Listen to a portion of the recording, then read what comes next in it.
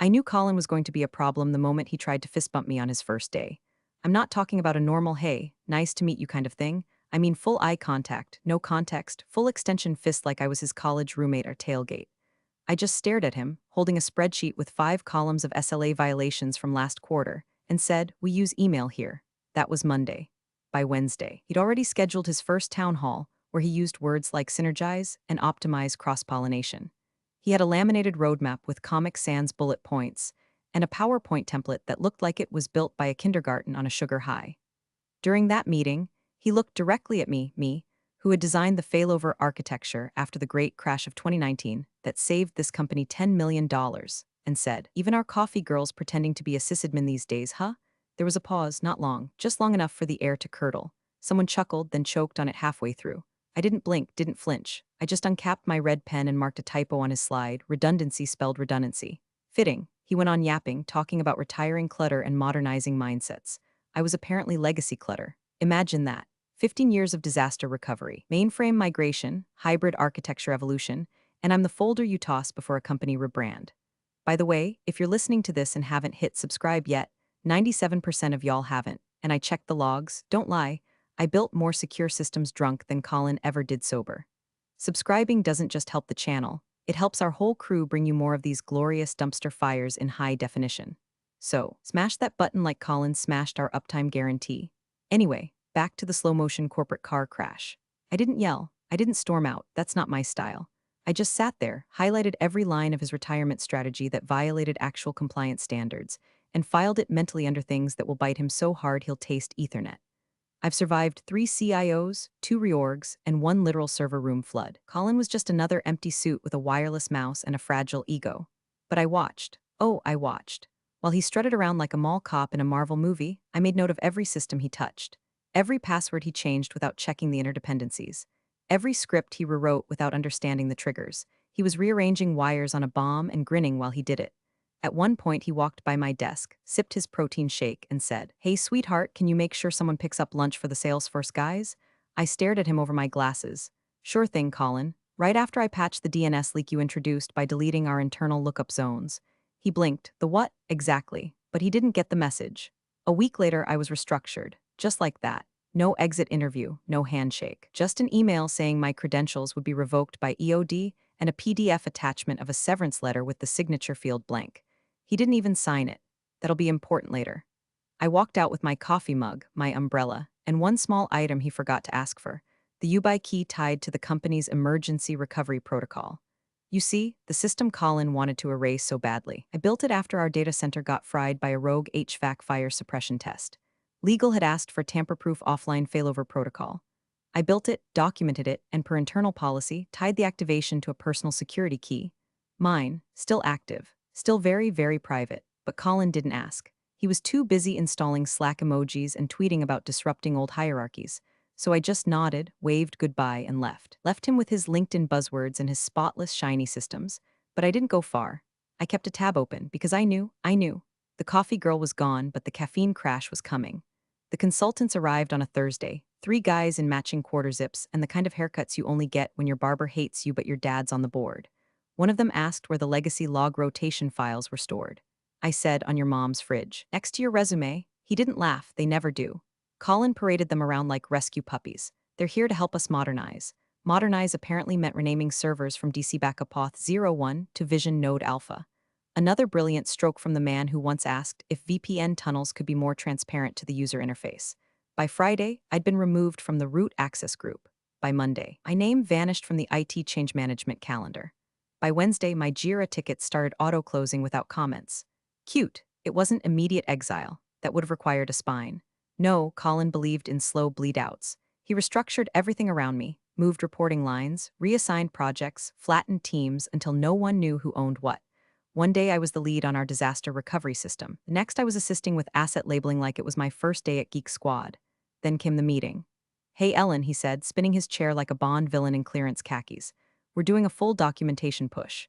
Need all your workflows and credentials end-to-end." I looked up, including security access protocols, especially those. Gotta be transparent, right? Sure, I smiled. Transparency's important. That's when I knew, see, any halfway competent IT director would have started there. recovery protocols, offsite backups, encrypted modules, all that jazz. But not Colin. He thought disaster recovery was a folder on Google Drive. He had no idea what he'd missed. Never once asked about the YubiKey. Didn't even know there was a YubiKey. Buried in the original disaster plan was a clause, signed off by the previous CTO, that required dual-auth hardware tokens for final stage failover, stored physically, not digitally, to prevent remote compromise. That token, still on my keychain, still active, still glowing blue like a tiny, smug lighthouse, so I documented everything. Gave them the diagrams, the tables, the sanitized configs. Hell, I even color-coded the access hierarchy chart, green for active, red for deprecated, blue for good luck moron. But I left out one thing, the unlock script, the trigger string, the command protocol that spun up the real failover system, the one I personally built after the 2019 incident when our East Coast data center got cooked like a hot pocket in hell. I made a backup of that one file, encrypted, stored on a personal drive, air-gapped, labeled family recipes, because technically that protocol was my intellectual property. No one paid me to build it. I did it after hours. It wasn't in any sprint or backlog. Just a paranoid sysadmin and a bottle of gas station Cabernet saving the company's digital soul. The next morning, HR emailed, "We're restructuring and moving in a new direction. Your services are no longer required. No exit interview, no thank you, no handshake. Just a login timeout and a courier with a cardboard box." I walked out with my box and my badge and my keyring. And on that keyring was a small black dongle Colin never once asked about, because men like him never imagine the coffee girl has the keys to the kingdom.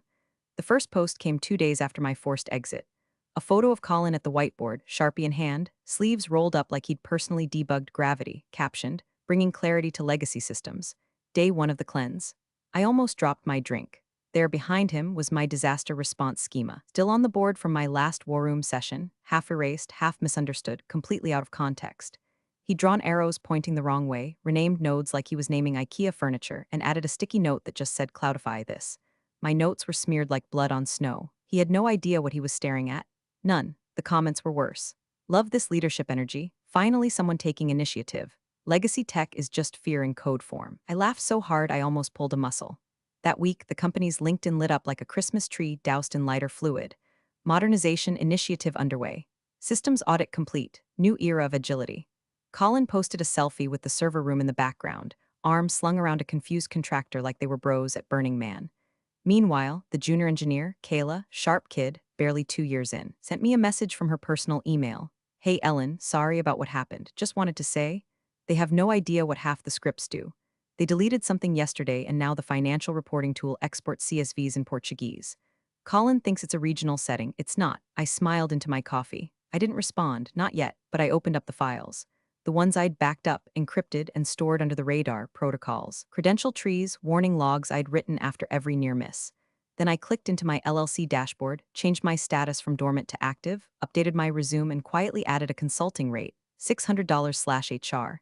Emergency response billed in 15-minute increments. Premium for stupidity. I wasn't going to interfere. That was important. I wasn't going to sabotage a thing. Let the record show, I wasn't bitter. I was ready. Because here's the thing about legacy systems, Colin. You don't clean them. You don't cleanse them like some spiritual colon flush. You learn their shape, their moods, their fail-safes. You trace the decisions etched into the code like scars. Because somewhere, buried deep inside that spaghetti mess of dependencies and half-documented cron jobs, is a line of code written by someone who bled to keep your company alive at 3 a.m. while everyone else was sleeping. But Colin was a LinkedIn evangelist with a messiah complex and the technical depth of a puddle. He thought systems failed loudly. But they don't. They fail in whispers, slow latency creep, ghost jobs hanging in the scheduler, backups not syncing quite right, 1,000 digital paper cuts waiting for the wrong day. So I waited, kept my inbox open, watched the dashboards I still had read-only access to through a forgotten Grafana instance no one revoked. Latency spike in node cluster 6. Backup job rerun 4 times in one night. Unauthorized IP flagged, auto-whitelisted by Colin's new smart rules. It was all there. The ghost in the machine wasn't me. It was the silence before the breach.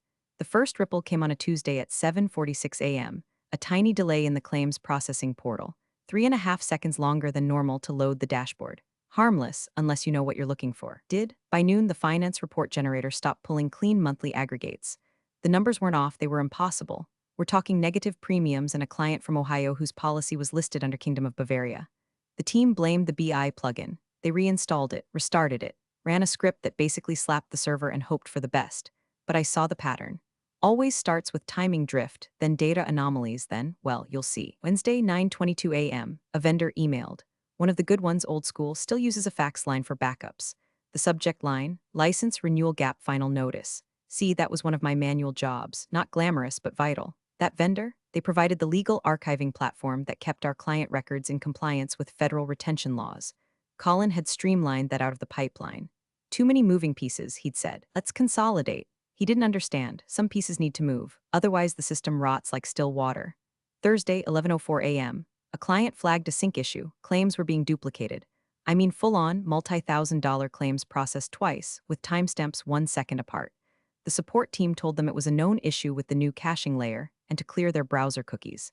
That's like telling a drowning man to try swimming better. Kayla pinged me. Hey, something's off. Think it could be routing? Reports are timing out now. Colin thinks it's network congestion, but feels wrong. I stared at the screen. That's when I sent it, just one line. Check the secondary DNS routes. If they're failing over prematurely, your load balancer's blind. She didn't respond, but I saw the dashboard spike settle 15 minutes later. She found it, temporarily, like patching a cracked dam with a glue stick. The thing is, I wasn't happy about it. Okay, maybe a little smug. But mostly I felt the kind of dread you get before a tornado hits, a silent barometric drop in your chest, because this wasn't sabotage.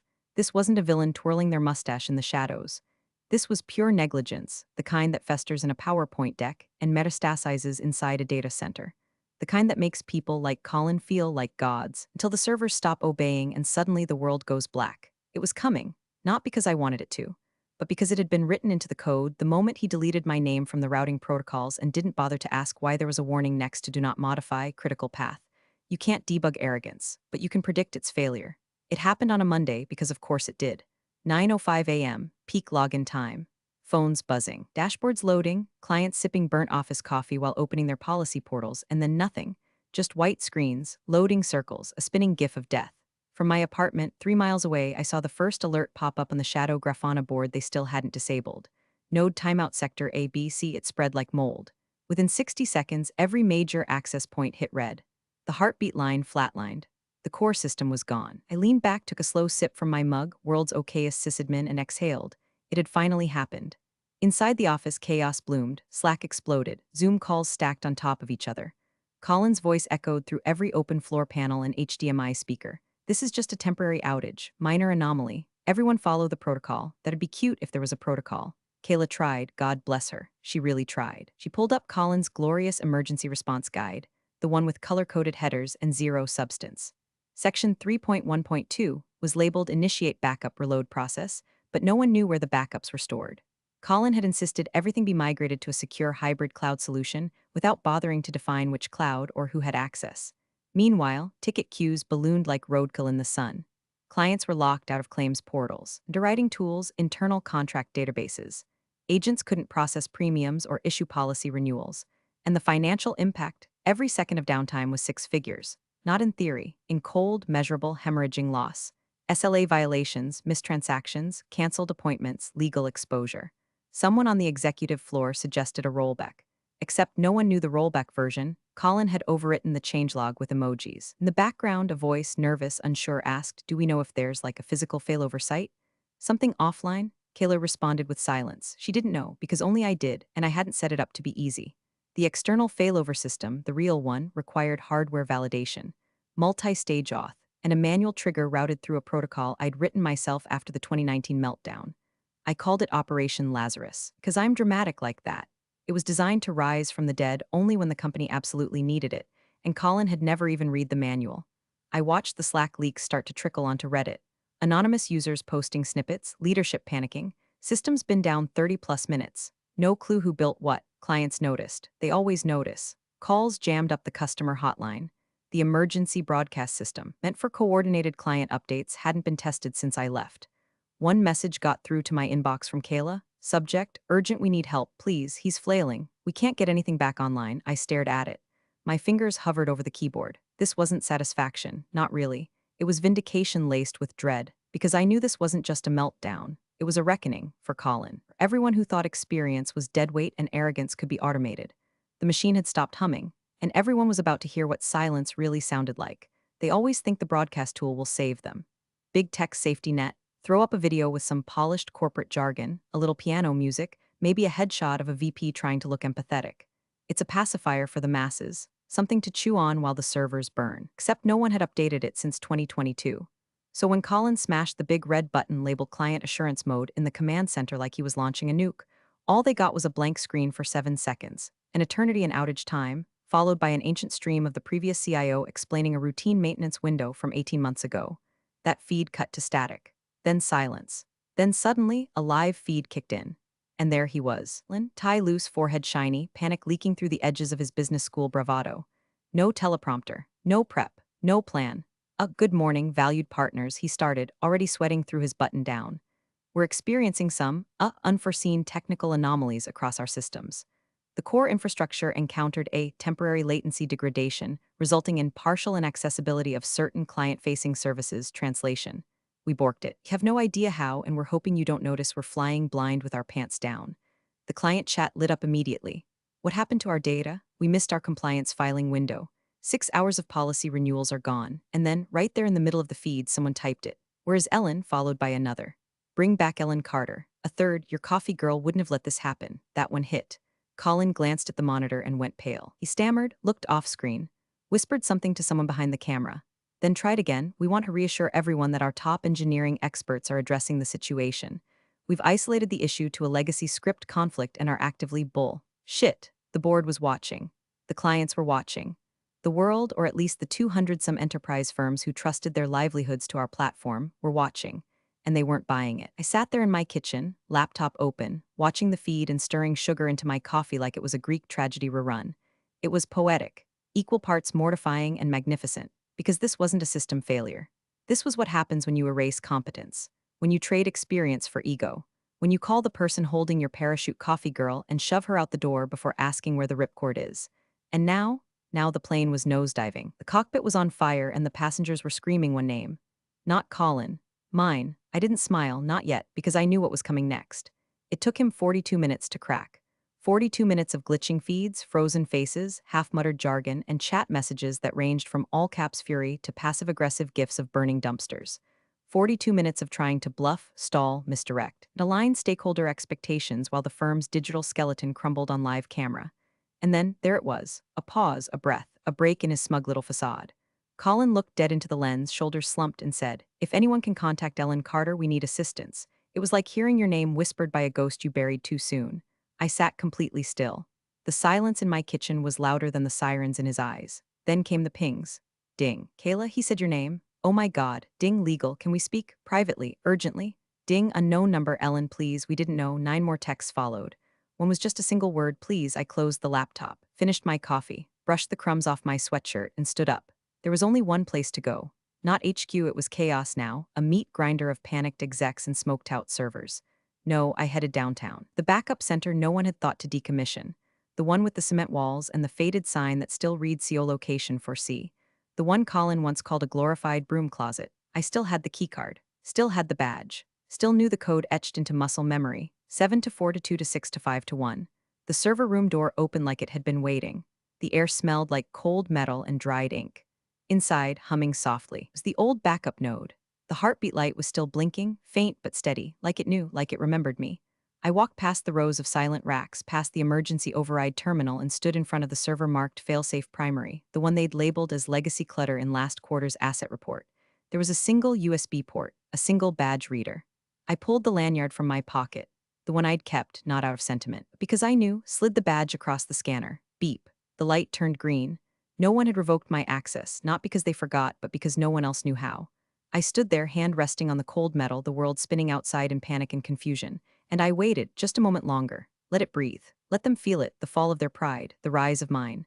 The broadcast room smelled like sweat, panic, and overpriced cologne. Someone had dropped a half-eaten protein bar on the floor. The LED wall flickered behind Colin like a haunted disco. Phones were ringing. Assistants were crying. Executives looked like they'd aged a decade in an hour. I walked in without a word, didn't look left, didn't look right. Just made my way through the debris field of ego and incompetence, heels clicking like a metronome of doom. Colin was mid-sentence, some desperate spiel about containerized service integration when he saw me. He froze like he'd seen a ghost. Technically, he had. I didn't acknowledge him. I sat, front and center, right in front of the broadcast cam that was still lived to every client, partner, and board member in the ecosystem. And I went to work. 3 commands, that's all it took. First command, spin up the isolated backup node from the co-location center. Second command, restore routing schema from the Lazarus protocol. Third command, initiate client-side session validation bypass for emergency logins. Within 5 minutes, the dashboard indicators flipped like Christmas lights. Green, green, green, client portals restored. Policy data unfrozen. Billing transactions processed and pushed to the queue. 80% of full operational function, rebuilt from the dirt up in less time than it takes Colin to butcher a sentence. The chat exploded. It's Ellen. She fixed it. Never doubt the coffee girl. I turned toward the camera, and finally I spoke. The other 20%, I said slowly, letting each word cut through the feed like a scalpel, is encrypted. A beat. You could hear someone gasp off screen. The decryption key, I continued, is attached to the severance letter you mailed me, the one with the signature field left blank. Colin made a noise, not quite a word, not quite a whimper, just a kind of dying squeak you hear when a man realizes the final boss was the quiet woman he mocked in meetings. I stared at him, didn't blink. Then the broadcast feed flickered again, someone new had joined. Top right corner, board chair active. The man didn't even wait. He leaned into the frame like he was addressing a queen at court. Ellen, he said, calm but hoarse, what's your rate? I didn't smile, not yet, but I let the silence answer.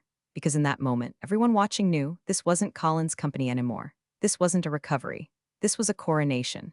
I reached into my pocket and pulled it out, the little black YubiKey, worn smooth on the edges from 15 years of keychains and late nights and system reboots at 3 a.m. It wasn't flashy. It didn't glow. It didn't beep. But it had more power in that moment than Colin had in his entire brittle career. I held it up to the camera for a beat, long enough for every board member, every client, every smug-faced contractor watching to see it clearly.